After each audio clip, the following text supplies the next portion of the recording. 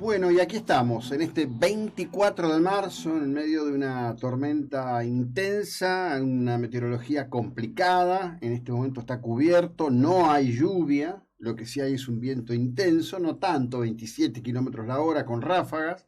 Hay actividad eléctrica, recién unos rejuciles, unos truenos de esos que meten miedito. Pero aquí estamos. La cuestión es que en este 24 de marzo estamos en un día feriado que comienza a ser debatida la razonabilidad, la lógica de constituir este día como un feriado. No son pocos los que se están preguntando si no sería mejor que pusiéramos nuestra energía como sociedad en el 10 de diciembre, fecha de regreso a la democracia, en condiciones francamente complejas, hostiles, después de la derrota de Malvinas, la disolución del poder militar, la fractura económica, un mundo en ese momento absolutamente bipolar, sin terceros jugadores, sometido a tensiones muy fuertes por todos lados, tensiones que buenamente la humanidad había creído que estaban superadas. Hoy los títulos que hablan de una potencial situación de conflicto a escala nuclear son prácticamente un tema del día. Los interrogantes, ¿será Putin capaz de apretar el botón rojo? Es tan sencillo apretar el botón rojo, hay casi una mirada frívola sobre estas cuestiones. De un Putin que comienza a tener ya más que muy serios problemas, Se confirma que los soldados rusos están desertando en un número importante. También se confirma que hay un contraataque ucraniano que ha corrido a los rusos de los barrios, digamos, periféricos de Kiev a más o menos 10 kilómetros de esa posición, y hay fotos de imágenes de inteligencia que revelan que los rusos están cavando trincheras. Pero un hecho, siempre hay algo que destaca por sobre todo lo demás, muestra la historia de un joven ruso que se rinde con su tanque, un tanque que estaba intacto. ¿Qué fue lo que ocurrió? Su tripulación desertó. Se comunicó con su base y el comandante de la base le dijo que si volvía con el tanque lo iban a cañonear, que no lo iban a admitir y lo iban a tomar a él también como responsable por haber permitido que el resto desertara. Se puso en contacto con los ucranianos, va a recibir la ciudadanía ucraniana y una cifra de $10.000 cuando termine la guerra. Decidió desertar. Entregó el tanque en perfectas condiciones. Hoy el Ministerio de Defensa de Ucrania redobla la apuesta. Ofrece $500.000 para quien entregue helicópteros de última generación que está utilizando Rusia en este conflicto. Sin embargo, como hay tanto y tanto que se está aprendiendo en términos de la guerra real, al costo demencial de la cantidad de vidas que se lleva esta guerra absolutamente y completamente innecesaria, esto que iba a ser un paseo militar y que hoy cumple un mes de locura y de muerte. Este tipo de helicópteros, por ejemplo, no voy a abundar ahora con la designación. Los helicópteros rusos son muy afamados, ¿no? Es un helicóptero que hasta ahora, en líneas generales, los ucranianos han derribado, pero de una manera impresionante. Está el video, lo hemos visto todos no sé cuántas veces, tiene millones de vistas el video de un helicóptero que va volando muy bajito, casi a ras, y desaparece en el medio de una tremenda explosión por impacto de un misil. Hay mucho para hablar de esto, hay muchísimas cosas que están ocurriendo. Pero quiero hacer una cita a alguien que yo no hubiera sabido nunca de su existencia, si no fuera porque ayer justamente el impacto de la artillería rusa la mató en Kiev, que es una joven rusa, periodista, que había comenzado su carrera como activista social en una fundación contra la corrupción en Rusia y debió exiliarse. En Rusia quienes denuncian la corrupción, quienes proponen cambios en el sistema, son perseguidos, son asesinados. El exilio es para muchísimos rusos la única opción. Había encontrado su lugar en Letonia, estaba trabajando allí en un medio de insider, estaba cubriendo la información en Kiev en el día de ayer, y una explosión que además mató a otras 2 personas, civiles ucranianos en el lugar, y dejó heridos se llevó su joven vida, una mujer de unos aproximadamente 30 años. Para ella, para los otros colegas que han caído, para los que sienten el impulso de ir, de estar en el lugar y de comprometerse con los hechos a riesgo de su vida, mi más absoluto, total, completo y sentido homenaje.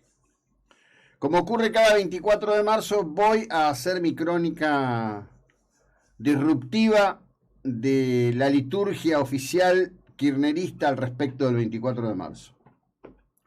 El 24 de marzo del 76, los argentinos estaban absolutamente agobiados por, en primer lugar, la falta de gobierno. Isabel Martínez, viuda del general Perón, presidía formalmente la nación argentina, estaba sin capacidad de control sobre los hechos, en el medio de una puja de factores de poder, en donde en ese momento dirigentes gremiales ocupaban fuertemente el centro de la escena. El discurso era: este es un gobierno de los trabajadores, es un gobierno de Perón, tenemos el derecho de ser parte de la distribución de la riqueza, una riqueza que a Argentina se le había evaporado, como tantas veces ocurre.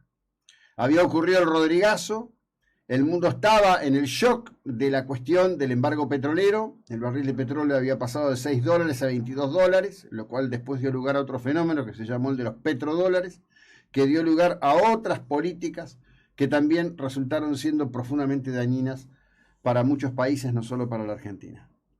Las organizaciones armadas estaban dispuestas a la toma del poder mediante la violencia, fuertemente enfrentadas con las Fuerzas Armadas de la República Argentina, a las que consideraban meros títeres del tío Sam. No las consideraban integradas por argentinos, las consideraban integradas por individuos en uniforme que luchaban en el contexto de la Guerra Fría por Estados Unidos, no por la Argentina. Estaba en marcha el operativo Independencia en Tucumán. Ese operativo Independencia que tuvo éxito, entre otras cuestiones, porque quien estaba al frente del mismo, el general Agdel Vilas, un hombre que luego sucumbe en el contexto de las furiosas internas del ejército de aquellos años, es apartado para dejar a Domingo Bussi al frente del operativo, que en definitiva Bussi llega cuando ya la cuestión militar estaba literalmente concluida, porque el ERP, tal como decía el decreto del gobierno justicialista y como había señalado Juan Domingo Perón en su furibundo discurso después de la toma del cuartel de Azul, había sido exterminado. La orden de exterminio fue una orden política que surge del propio Perón y fue una lectura de los acontecimientos de la época en la cual el conflicto global que llamaba la atención y era el centro de la escena transcurría en Vietnam. Se había producido el golpe militar en Chile, desplazando al gobierno civil, que era un gobierno en un curso francamente de acción de construcción de un esquema comunista profundamente resistido por inmensos sectores de la sociedad chilena. En aquel momento hay hoy revelación de documentos que hablan de la satisfacción de Perón al respecto del restablecimiento del orden por parte de las Fuerzas Armadas de Chile.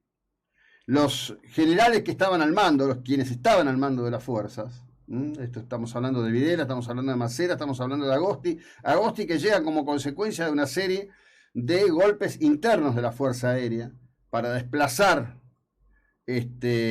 a Capelletti primero, a Fautario después. Fautario era un jefe de aviación de filiación radical que para nada estaba de acuerdo con el tema de ir a un golpe, estaba con la idea de apoyar un cambio con adelantamiento de elecciones. Lamentablemente se fue de este mundo sin dejar testimonio conocido.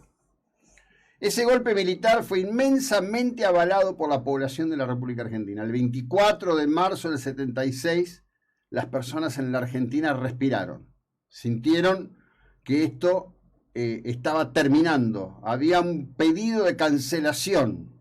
A nadie le incomodó ni le inquietó que en aquellos lugares que había funcionarios designados, estos fueran relevados y llegaran en su lugar interventores militares. Una pequeña perla, quizás para entender mejor el contexto. El único partido político que no fue proscripto por el golpe militar fue el Partido Comunista Argentino, que además produjo una solicitada que fue publicada en los principales diarios en aquel momento, Clarín, Nación, La Prensa, en donde se felicitaban por la decisión que encaminaba los destinos de la República Argentina. ¿Por qué? Por varias razones. Primera cuestión, porque Moscú no estaba de acuerdo con la intrusión armada en estos territorios. Esto es parte de otra historia, está muy bien contada en un documental que llevó adelante Álvaro Vargas Llosa para el National Geographic. Es excelente, búsquenlo. Cuenta la historia de la Casa de las Américas. La Casa de las Américas funcionaba obviamente en La Habana y desde allí salieron millones que dieron soporte a los movimientos insurgentes armados en todo el continente americano. Era una operación cubana, no era una operación de Moscú bajo el paraguas del Partido Comunista. Parte de una historia realmente muy interesante. Debieran darse seminarios al respecto. En ocasión de todo esto y cuando ocurre el 24 de marzo del 76, la sociedad quería que se terminara la violencia, que llegara el orden económico, que se restableciera el poder de la moneda y que se construyera una opción de construcción política sostenible en el tiempo para la República Argentina. Estábamos muy lejos del estadio de convicciones democráticas que exhibe la sociedad argentina en el día de hoy. La cuestión de la alternancia, se llamaba así, alternancia cívico-militar. Estaba tan aceptado que le habían encontrado un término, alternancia cívico-militar. Parecía como razonable que a un periodo cívico le siguiera un periodo militar, mediante el facto. Esto había comenzado con el derrocamiento de Irigoyen. Siguió con el derrocamiento de el gobierno que funcionaba, digamos, en un contexto semidemocrático. Estamos hablando de la década del 30, de lo que se llamó o se dio en llamar, digamos, la década infame, latiguillo político, en donde los militares toman el poder, pero llega al poder y se hace una construcción desde el facto para, en un contexto muy agitado, validar a Perón mediante elecciones. Es necesario mirar todo el proceso y pensar o tratar de entender cómo pensaban nuestros mayores, cómo pensaba la sociedad en general. Qué aislados quedaban los que abogaban por una continuidad democrática. Recordemos que en aquel momento, preguntado en público Ricardo Balbín cuál era la respuesta que tenía la Unión Cívica Radical, dejó una frase tremenda para la historia, dijo: no tengo respuestas. En rigor, Balbín sabía que el golpe militar era absolutamente inevitable. También había pedido en un momento anticipar las elecciones y llegar a elecciones aunque fuere con muletas, pero la decisión del facto estaba tomada. Entre otras cuestiones, porque los factores de poder de la época entendieron que un gobierno de la Unión Cívica Radical no iba a obtener un triunfo importante, no iba a tener un volumen importante, que no tenía condiciones para sostenerse frente a la guerra fratricida que llevaban adelante las distintas facciones del peronismo, representadas, por un lado, por las organizaciones sindicales armadas y por otro lado, por los grupos extremistas armados, todos en la convicción de que solo la fuerza y la violencia eran constitutivas de la construcción del capital político. Esta imagen que acompaña, yo la subí en un tuit, es una imagen de una movilización de madres de Plaza de Mayo de la década del 80. La bandera dice 9.000 desaparecidos. Este es un debate que hay que dar. Recordemos que en esta provincia de Buenos Aires, María Eugenia Vidal firmó un decreto diciendo que en los documentos oficiales debe decirse 30.000 desaparecidos, que es una mentira. Para cerrar este bloque vamos a escuchar a esta concejal del partido de Quilmes, ahijada política de Aníbal Fernández, que demuestra el nivel de daño intelectual y emocional que el discurso mentiroso, sesgado y de odio que han instalado en sectores de la juventud expresa con un nivel de daño y confusión política tremenda. El neoliberalismo es, fue y será patriarcal. El neoliberalismo siempre buscó y sigue buscando moralizarnos. Es una dicotomía pensar que en el feminismo pueda existir dentro de lo que es el neoliberalismo, ¿no? Videla, Vignone, Viola y Macera fueron la representación del patriarcado en la dictadura militar. Y en la época que vivimos nosotros la representa Mauricio Macri, Horacio Rodríguez Larreta y Juntos por el Cambio.